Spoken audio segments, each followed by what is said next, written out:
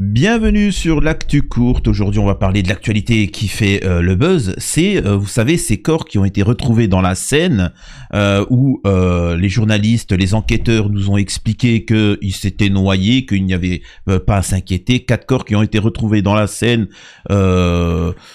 Au même endroit, bon, faut pas s'inquiéter, quoi, tout simplement.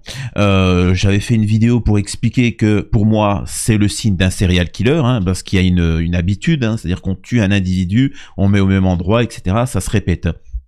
Donc après ça, on a appris que finalement que c'était pas des accidents et qu'effectivement ces gens avaient perdu la vie. Et donc on apprend qu'il y a un homme qui a été placé en garde à vue et un autre. Apparemment, la première personne en garde à vue serait un Algérien SDF sous OQTF. Je sais pas c'est quoi le délire, le concept, mais encore une fois, je le répète, c'est un serial killer. C'est quelqu'un qui tue à de multiples reprises et, à mon avis, il n'y a pas que 4 corps. Donc on va regarder un petit peu ce qui se dit en vidéo et voilà. Mais juste avant, je vous invite fortement à vous abonner et laisser des commentaires pour me dire ce que vous en pensez. Un deuxième homme placé en garde à vue, il va être entendu par les enquêteurs. Alors est-ce que l'audition d'un premier suspect qui est en train de se dérouler en ce moment a permis la mise en garde à vue de ce second individu? On va avoir plus d'informations dans les prochaines heures. Ce que l'on peut vous dire effectivement aussi, c'est qu'il y a toujours un premier suspect qui est en train d'être entendu par les enquêteurs de la brigade criminelle de Paris, et son audition permet d'avoir plus d'informations, notamment sur son profil et sur les contours de son environnement. Ce que l'on sait, c'est qu'il est âgé de 24 ans, sans domicile fixe, il est de nationalité algérienne, en situation irrégulière sur le sol français. Il est arrivé d'ailleurs en France il y a un peu plus de 3 ans désormais. On sait aussi qu'il vivait dans un squat sur les bords de Seine. Il est soupçonné de meurtre en concours. C'est une expression que l'on a peu l'habitude d'entendre dans les enquêtes. Cela signifie qu'il est suspecté d'avoir commis plusieurs meurtres dans 2 affaires. Alors, comme vous venez d'entendre dans la vidéo, encore une fois, moi je suis le devin de l'actu. Hein. Encore une fois, j'avais expliqué ce qu'il en était, mais alors j'explique. Hein, les corps, au début, nous ont expliqué que c'était des hommes noirs ou des typés maghrébins, mais qui s'étaient noyés, hein, bien évidemment.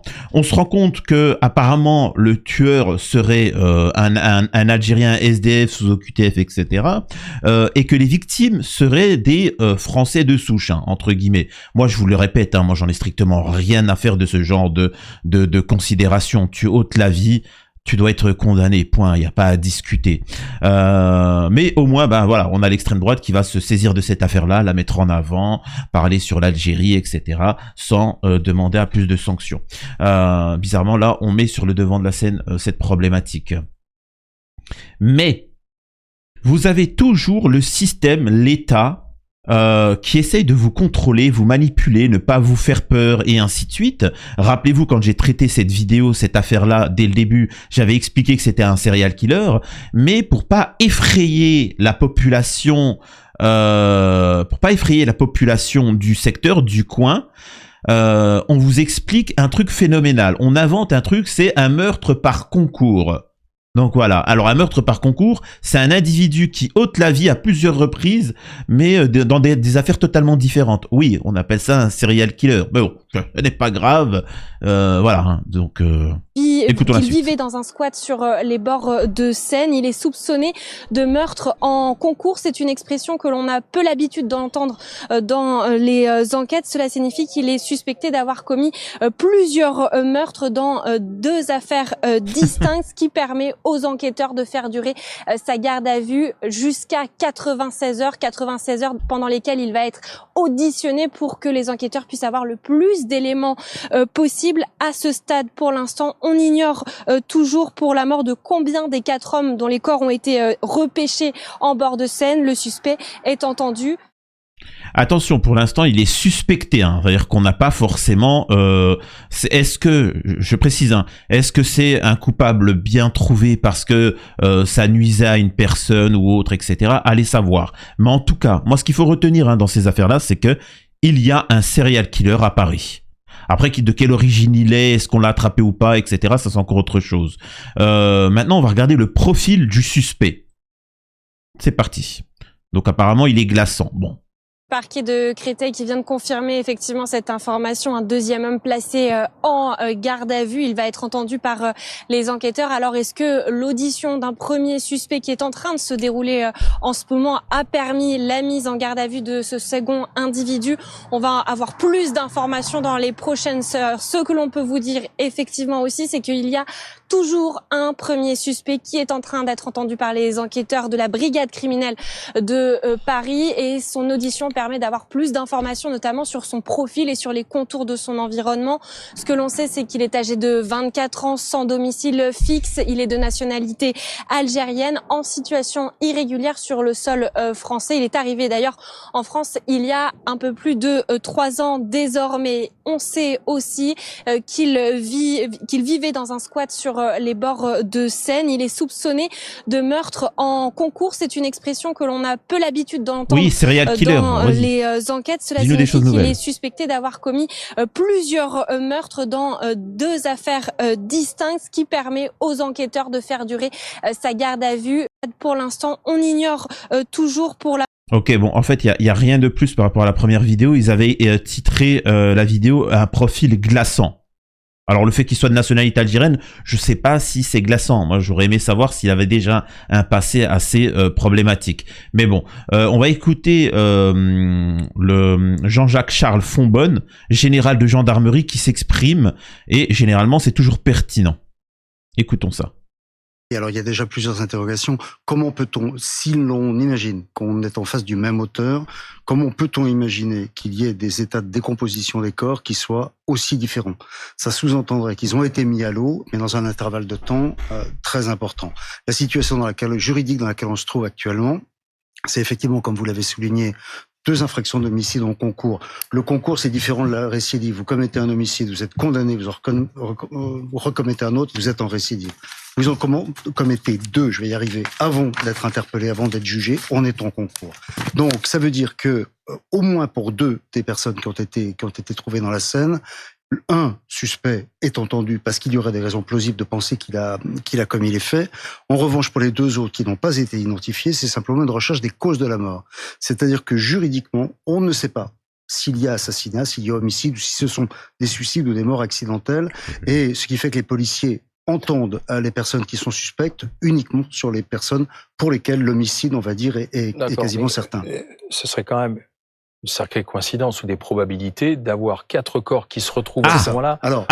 Ah bon, bah maintenant, le journaliste nous dit ça serait une sacrée coïncidence que les 4 corps à Paris, dans la Seine, se retrouvent au même endroit, hein, bien évidemment, ça serait une sacrée coïncidence. Oui, ça je l'avais dit dès le début, mais bon, hein, maintenant que apparemment le coupable serait un OQTF algérien, bon là finalement on se saisit de l'affaire, etc. Moi, ce que je vous avoue, je trouve un peu bizarre, c'est que les corps, comme le dit le gendarme, ça fait longtemps qu'ils sont dans l'eau. Donc en fait, ils sont décomposés. Et comment ils ont fait le lien avec ce fameux suspect? Vous voyez ce que je veux dire? Comment ils ont fait le lien? Parce que il faut savoir que vous avez énormément de décès, de meurtres dans les pays, hein, en France, aux États-Unis, où on n'arrive pas à trouver le coupable. Et là, comment ils ont fait? Avec des traces d'ADN, des liens, enfin, vous voyez ce que je veux dire? C'est quand même bizarre qu'ils ont trouvé un coupable comme ça en 2 secondes. Dans une affaire où, alors que même parfois il y a des gens, on retrouve de l'ADN, il y a des caméras, etc. Et on n'arrive pas à attraper la personne. Et là, des corps submergés depuis des mois, voire même plus, on les retrouve 2 jours après, on a le coupable. Ouah, c'est un petit peu gros, je trouve. Qui puissent être des victimes de meurtre et 2 autres qui soient des suicides ou des accidents. Alors c'est ce que je disais hier, en disant que c'était quand même une hypothèse qui apparaissait comme une hypothèse d'école, mais en fait la topographie des lieux démontre qu'il y a une zone d'échouage, c'est-à-dire qu'il y a beaucoup de branches, il y a beaucoup de corps flottants, si j'ose dire, matériels, qui s'arrêtent et qui sont coincés à cet endroit.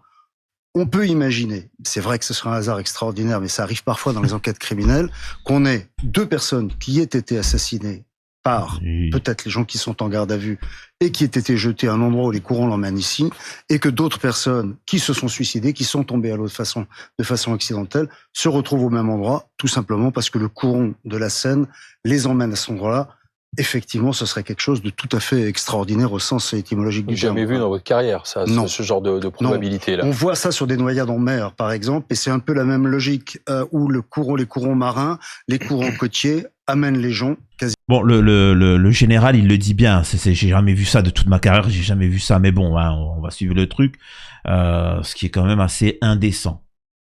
Il y a une question que personne ne pose. Pourtant, ça devrait être la première des questions. Qui sont les personnes décédées? On est capable de retrouver l'ADN, hein. Vous savez, on est capable de savoir dans les corps, on est quand même de récupérer et de demander aux gens qui ont perdu un proche ou autre, parce que là il y a quatre corps. Donc à qui appartiennent ces corps? Faut déjà voir le profil de ces gens-là.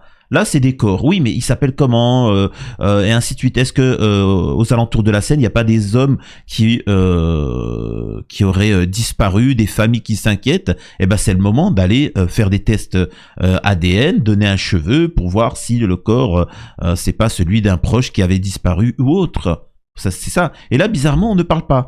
On a plus l'impression excusez-moi de vous dire ça, qu'on essaie d'étouffer l'affaire.